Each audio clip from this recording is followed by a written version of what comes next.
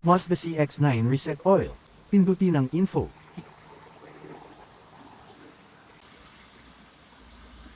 Hanapin ang trip A at trip B.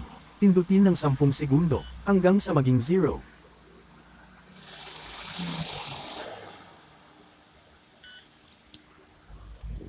Pagkatapos sa maintenance naman tayo, pindutin ang application. Gamit ang control na makikita nyo sa ibaba at ito ay pipindutan sa gitna.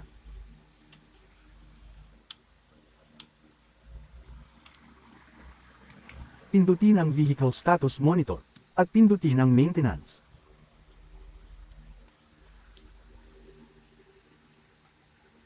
Makikita ang schedule, tire rotation, oil change. Unahin ang oil change, makikita na ito ay 1,002 kilometers. Pindutin ang reset para sa 10,000 kilometers dahil 10,000 kilometers ang kanyang langis. At isunod ang tire rotation at schedule. Same lang ng proseso sa oil change reset. Pagkatapos ma-reset ay okay na ang iyong maintenance at trip. Maraming salamat sa inyong panunood.